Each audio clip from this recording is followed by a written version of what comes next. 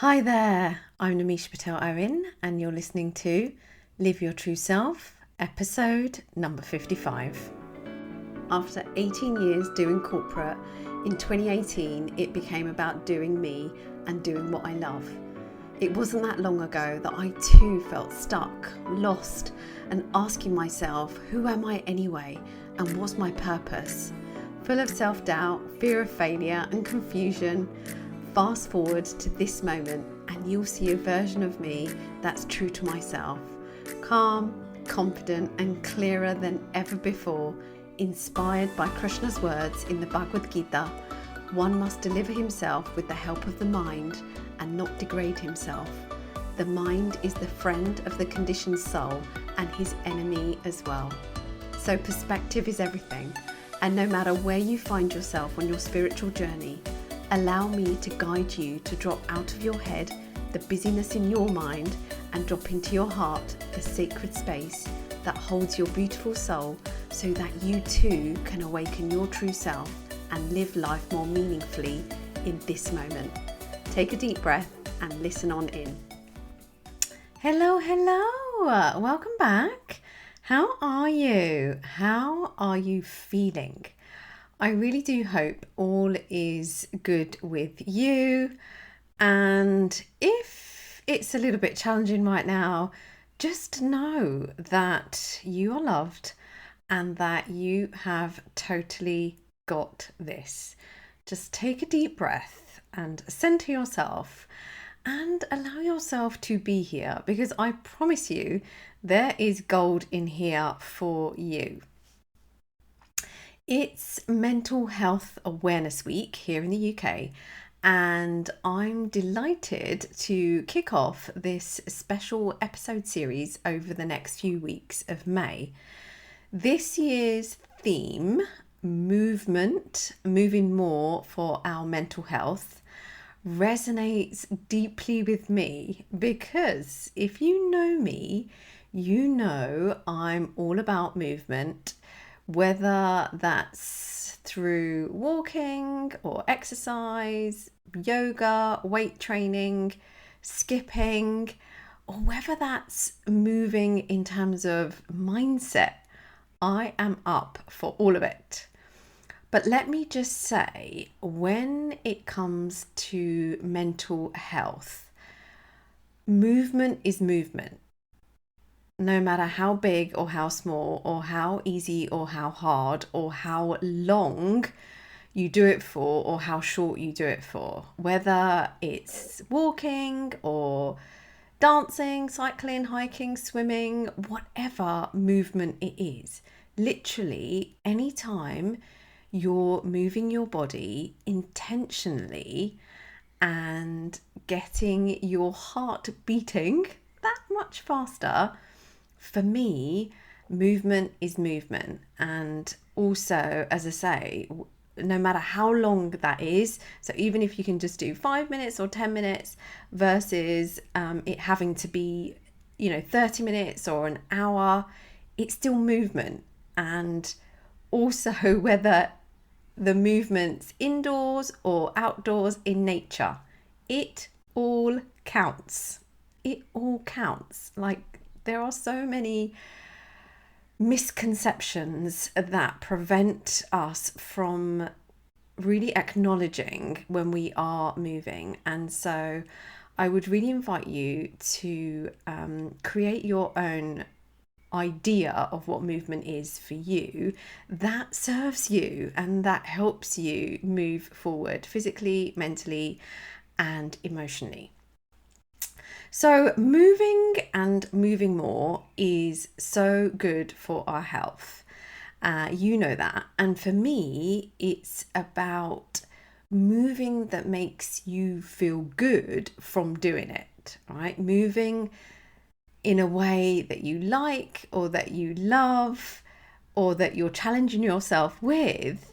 And, perhaps it is a challenge, but the way it makes you feel after you've done it. So interestingly, when I was out for a walk preparing for this episode, I was thinking about the question, what stops us as high achievers from moving? And as I said, whatever the moving is. And it hit me, unsurprisingly, the number one thing that's stopping us from moving, whether that's physical movement or movement towards our goals and desires, even, is our own minds. Right? What the only thing, or the number one thing that's stopping us from moving, is our own minds. What's stopping us from the act of movement in a more intentional way is those thoughts and feelings that can hold us back. Our bodies and our minds are connected, and taking care of ourselves physically, as you know, can significantly impact our mental well-being. And, movement in terms of exercise, whatever that looks like, releases those feel-good hormones, which can reduce stress and anger and worry, while also improving our body image, sleep quality, and general health and wellness, and just bring a spark and an energy to how we show up. And plus, when we engage in movement with others, whether it's in a team or a class or a group, it can further enhance and boost our mental health, because there's this community feel behind what we're doing, and we can really embrace it by going on a shared experience. So even though we know these things, right, and despite these benefits that we're aware of, I certainly know that many of us struggle to move like we would like, or move enough in order to really fuel our bodies and take care of ourselves and our well-being. So we know that there are many different reasons for this. As I said, it stems from our thoughts, feelings, and even circumstances. So this Mental Health Awareness Week, I want to play my part to guide you, my dear listener, to find moments for movement, whether it's incorporating more intentional activity into your daily routine, or simply being more mindful and intentional of the movement you're doing or you love to do already. Either way, there's inspiration and insight in here for you to help you get moving physically, but also get you moving in your mind. So over the next 3 episodes, I am going to share a 3-part mini series focused on managing your mind to help you move. And of course, we'll wrap up with each episode with a short guided meditation to help you ground yourself and embrace the power of movement in your mind so that you can carry it forward in your body and take the act of movement outside of the session.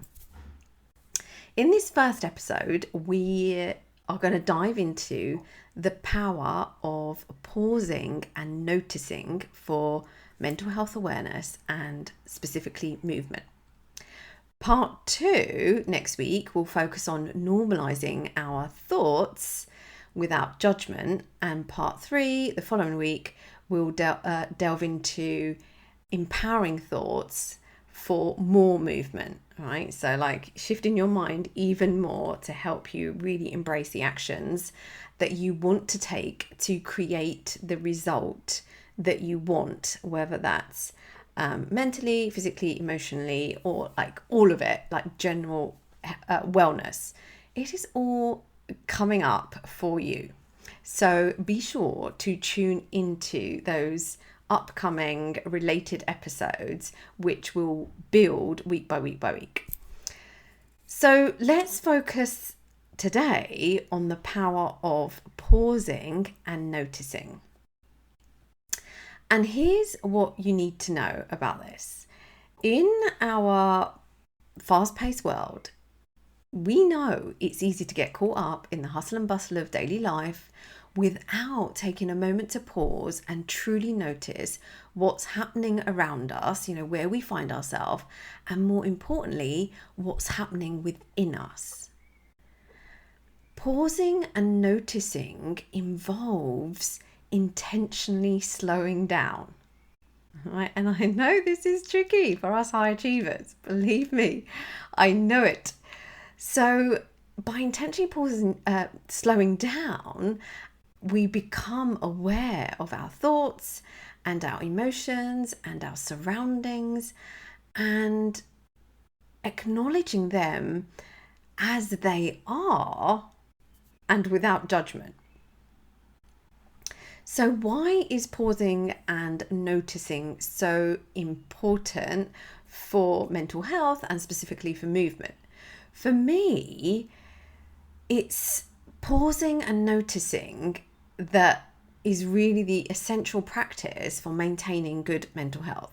When we take the time to pause, we give ourselves the opportunity to check in with our mental, with our emotional, and with our physical state. We're literally paying attention to what is going on in our mind, body, and soul. And something to help with this is simply asking ourselves in a given moment, when perhaps you're feeling a bit overwhelmed or a bit stressed or a bit worried or anxious, how am I feeling? Because you may not know you're feeling worried or anxious in the moment until you actually stop and ask yourself how you're feeling. And then suddenly the sensations that you're experiencing in your body will become clear. And when you ask yourself that question, how am I feeling? My invitation to you is to just listen. Notice what comes up with so much love, and again, without any judgment. You're just simply noticing from a place of curiosity, just to find out how you are feeling, as a way of checking in with yourself. And notice when you take a deep breath, for example, and release a sigh, that in itself is a sign of pausing. So pay attention to those moments, because if you are doing that, then really it is a signal for you to just pause and slow down and check in with yourself. And noticing allows us to become more mindful of our thoughts and feelings, which can help us identify any patterns or triggers that may be impacting our state and our well-being, and actually preventing us from moving forward, be it in some sort of movement activity or actually be it in moving forward with our work and towards our goals. So we talked about this topic on our weekly coaching call inside Be the Energy program this week. And it was interesting to hear some of the unhelpful thoughts our minds can offer us about ourselves when it comes to movement. And we talked about many things, but they expressed desires to move more. Right? In a way, we all want to move more, but they were held back by thoughts like, I can't run, cycle, swim, fill in the blank, like whatever the thing is for you. I've not done it before. I don't know how. It's not possible for my body.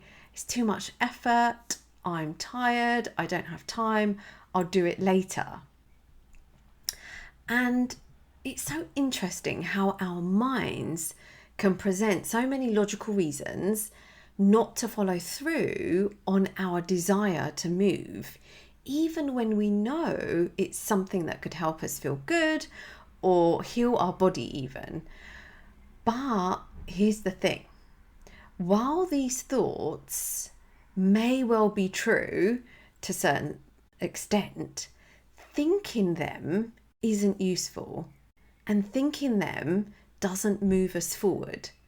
It does the opposite. Thinking them keeps us stuck. These thoughts are what prevents us from taking that walk, doing the yoga, doing the breathing exercise, doing meditation, right? Because we said movement can happen in the mind. So it can prevent us from doing the things we know that are good for us. And therefore, it's our thoughts about the thing and not the act of moving itself. Does that make sense?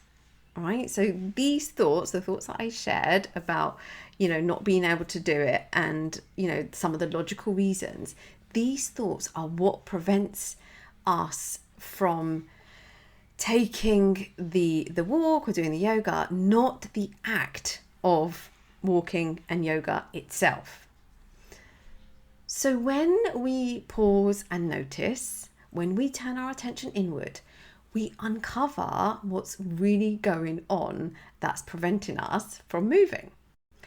Now, of course, during our call, we also uncovered some empowering thoughts as well. When we talked about what would help us, overcome these thoughts and what do we want to be thinking. And they were thoughts like, I'm going to try. Movement makes me feel good. It requires effort, but it's worth it. It can be enjoyable. If she can do it, so can I. I love that one. And I can do it if I put my mind to it. Right? And there are so many more. There are so many more empowering thoughts. Feel free to borrow any of these ones, and I encourage you to find your own. Thoughts that you already believe about movement, a specific activity that you like or want to do, because our thoughts will be different for different movement related activities, right? You'll have different thoughts about cycling, you have different thoughts about running, you have different thoughts about swimming, you have different thoughts about yoga, meditation, etc. So be sure to pay attention to the specific thoughts related to specific movement. An example of this is my husband is doing a 100-mile bike ride this weekend and also next weekend. And for me, the thought of doing that is a no-no. He, on the other hand, is in his element. He has done it before. He's been training for it for, quite some time. And it's still a challenge, but he's totally got the mindset for it. And the kids and I bought him a picture for his den where he does his indoor sort of static cycling. And it says, when your legs get tired, cycle with your heart. So we know it's going to be a challenge, anything that we do, but you still get to tune into the thoughts and feelings. So the mindset that will help you follow through on the movement activity you've set yourself. And for me, I get to do what I love and enjoy to move. So cycling is not my thing. For me right now, that's my home hit workout. So high intensity interval training workouts, yoga. I love my press ups, and you get to do what you love or what you like or what you want to challenge yourself with. There is no specific thing you have to do or must do. This is very much about finding something you enjoy, because if you enjoy it, you're way more likely to do it. And sometimes it may not be enjoyment in the beginning. The enjoyment may come during and maybe even after. So there is a fine balance between, noticing how you are feeling and thinking before, during, and after the specific activity. So you don't have to be positive, and love all movement related activities, right? What I'm saying is find what feels good for you, what you enjoy, and then simply notice the thoughts that are preventing you from doing what you want to do, right? Find the thoughts that are preventing you doing what you intend to do.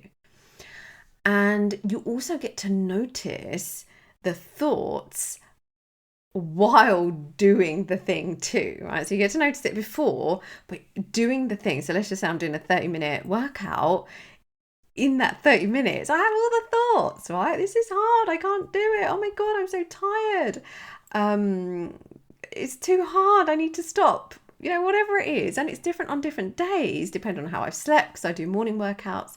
So we also get to notice our thoughts during, because simply noticing these thoughts will either get us to the finish line or make us quit, right? It can happen. I was managed to catch a couple of clips from the London Marathon on Instagram, and there were some beautiful things that I saw. There was a lady who completed the 26 miles in her sari, dancing her way to the finish line. There was a guy, bless him, who broke his leg towards the end of the race, I believe, and he kind of shuffled his way to the finish line on his hands and feet, crouched down, like literally pushing himself to the finish line with like medics by his side. It was just like, I couldn't believe it. And a 91-year-old man crossed the finish line, the oldest person. So, like, can you imagine what was going through their minds and what was going through all of the people's minds during the London Marathon or any movement-related activity, right? Sheer grit, determination, and desire to keep going no matter what. And that is available to all of us. And that is happening in our mind. And when it happens in our mind fuels our body, our arms, our legs, our abs, our torso, our core, our back, our knees, our feet, like all of it, to keep going no matter what. And again, like I'll reiterate, it doesn't matter whether it's a 5-minute walk or a 10-minute walk or a 60-minute swim. Like, it doesn't matter. What's happening in your mind is what will get you through it based on the intention you set yourself to complete. So here's how I would invite you to think about it.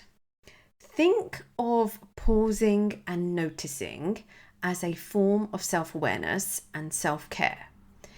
It's about intentionally creating space for yourself to tune in to your inner world without distractions. Instead of reacting automatically to external factors or our own internal dialogue and chatter, pausing and noticing encourages us to respond mindfully, right? To take that deep breath and really think about the response that we share with any given circumstance with intention and compassion, no matter what's going on and wherever we find ourselves. So let me share how to do the act of pausing and noticing. And it's worth saying, I encourage you to find what feels good for you. There is no right or wrong when it comes to noticing and pausing. Keep it simple so you actually do it, because it's something you want to be able to do in any given moment, whenever you need or want to. And you can practice pausing and noticing for anything, right? For observing your thoughts about something specific, movement related, and we've spoken about some of that already, or it could be a specific situation or scenario that you're facing. It could be a decision that you're trying to make. It could be anything. Like, the act of pausing and noticing is literally the foundation of meditation and mindfulness, and it's doing it from a place of love and without judgment, just openness and curiosity for what you're noticing. So, like, notice what you're noticing. There is no right, there is no wrong. So you can do it specifically for something, and you can also do it more generally, just as a daily habit or routine to center yourself, ground yourself, and tune in with your body. So here is how I would offer it to you. Start by setting aside a few minutes each day to practice pausing and noticing. So first thing in the morning before I start my day works best for me. Find a quiet space where you can sit comfortably without distractions. And again, find what feels good for you. Find the moment that feels good for you when you initially start doing this. And then other times you could just do it in the moment, no matter where you find yourself. If you're doing it more intentionally, so like I do it at the start of my day, close your eyes and take a few nourishing deep breaths, allowing yourself to turn inward and become present in the moment. So step one is set aside a few minutes to practice pausing and noticing. Step two, when you've done that, find a comfortable position, close your eyes to become present. Step three is, after a few intentional breaths and really focusing on your breathing, begin to notice. And you get to decide. You could notice your thoughts, you could notice your feelings, you could notice sensations, you could notice your breath. Like, you get to decide. Begin to notice inwards without trying to change or judge what you're noticing, right? This is where the work comes. Simply observe what you're noticing with curiosity and openness, right? What is. And that's it. And you might even be thinking that, right? If that helps you. What is. If your mind starts to wander, know that that's totally normal. That's what the mind does. It will wander. It will think about your to-do list. It will think about what's next. It will think that this is hard and all the things, right? But when your mind starts to wander, gently guide your attention back to the present moment and your breath.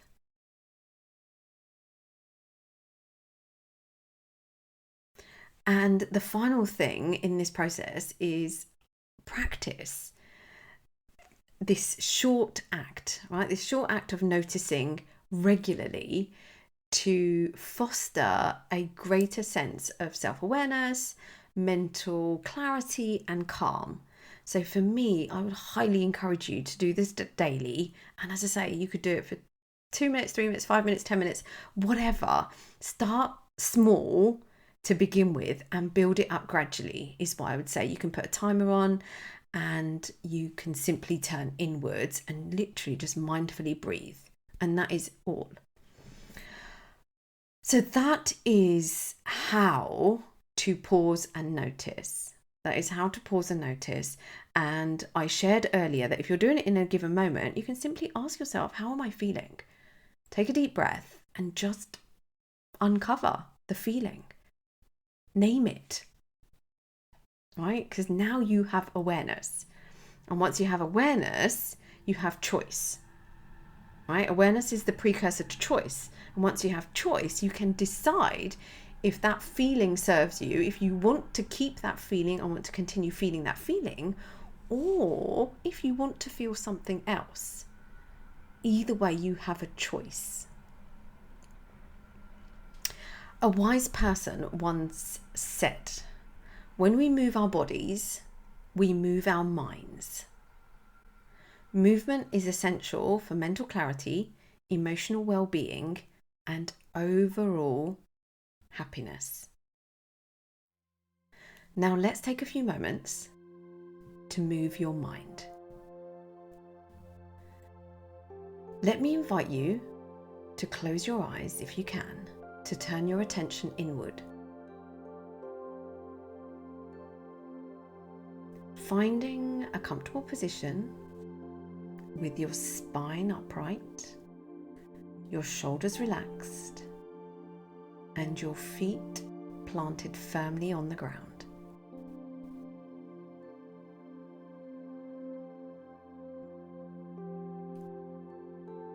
Take a few deep, nourishing breaths here. Inhaling deeply through the nose and exhaling through your mouth.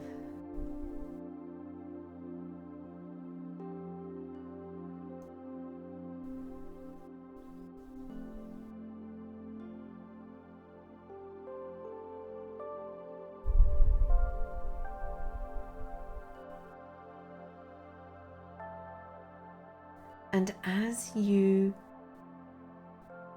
take these deep breaths, just notice your body relax. Relax your face, relax your jaw, your shoulders, relax your arms, your chest, relax your hips, your thighs, relax your knees, your calves, your ankles, your feet. Relax your toes. Relax your whole body. Allow your breath to be natural and effortless, simply observing the sensation of your breathing and this relaxed state. And with every breath, allow yourself to sink into this present moment, letting go of any tension or distractions.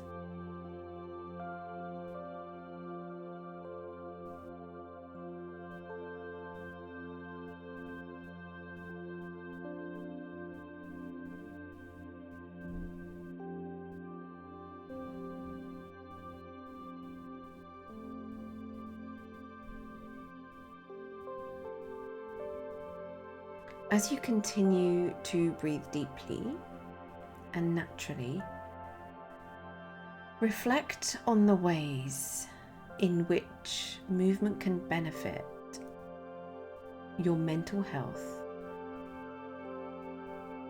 in this chapter of your being. How can it re-energize your body, clear your mind, and lift your spirits?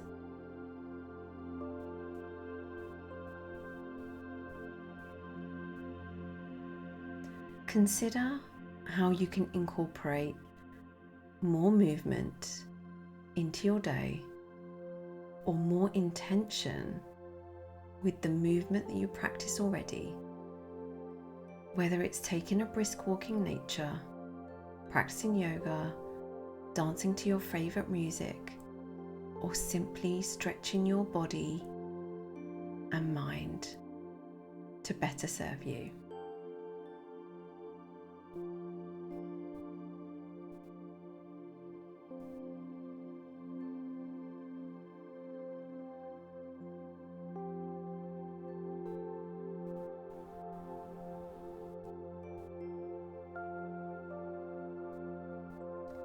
Now let's practice pausing and noticing in this moment. Take a few deep breaths. And with each inhale, silently say to yourself, pause. And with each exhale, silently say to yourself, notice.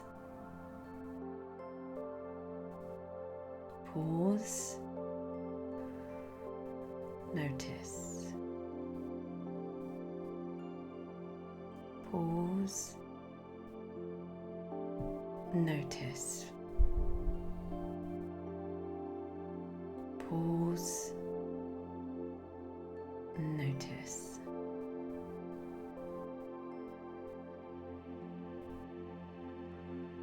Take a few moments to simply be present with your breath and your body, allowing yourself to fully experience this moment of relaxation and awareness.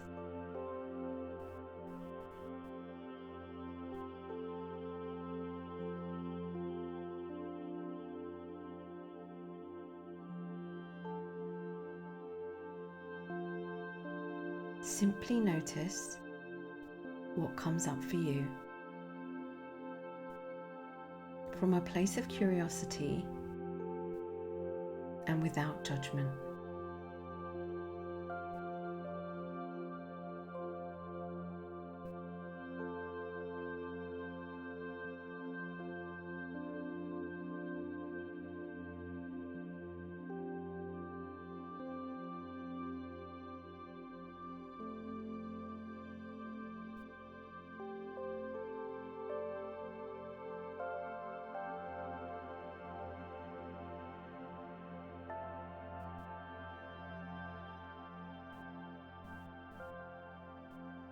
And let me invite you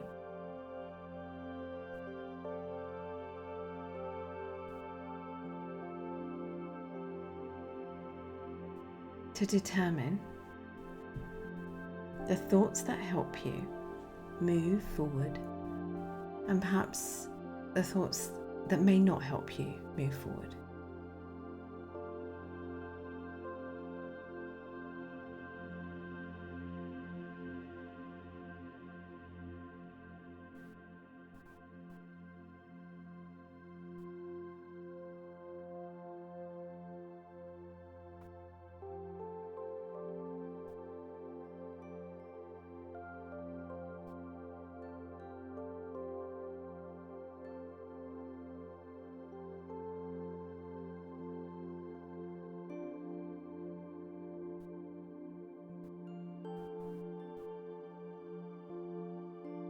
Well done you for pausing and noticing without judgment.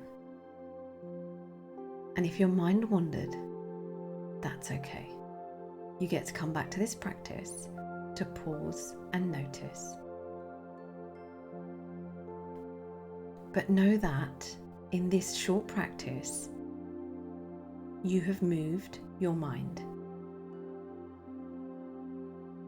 Thank yourself for being here and experiencing this essential step forward. Awareness is the precursor to choice. Now you've noticed, now you have a choice. Remember, movement in any way is a powerful medicine for the mind. It can lift us out of anxiety, help us cope with stress, and bring a smile on our face and a smile in our heart. As you go about your day, I encourage you to find moments for movement and to practice pausing and noticing as you do in order to help you do the act of movement.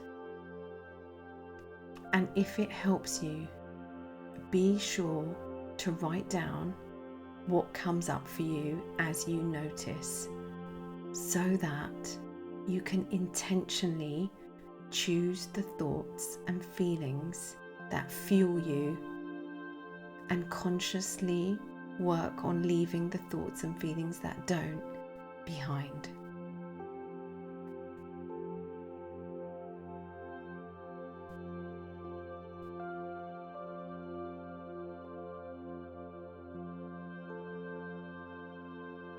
As we wrap up, Take a deep, nourishing breath here. Bring a smile on your face, knowing that you have moved your mind.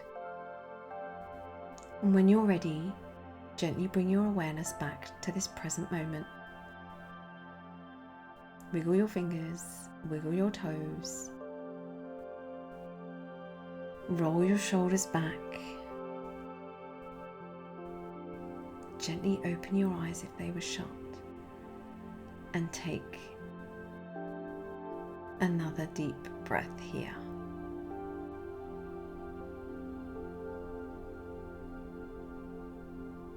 Know that you can return to this space of inner wisdom whenever you need guidance or clarity on your next best move. Simply by pausing and checking in with yourself, whether it's through meditation, journaling, or simply quiet reflection, prioritize this essential connection between your mind, body, and movement, because you can. Thank you for joining me on this guided meditation and this episode. May you move with intention and find calm in this present moment in order to help you move and enhance your overall well-being. Until next week, where we'll dive into normalizing our thoughts without judgment, keep shining your light, and may you always live your true self. Namaste.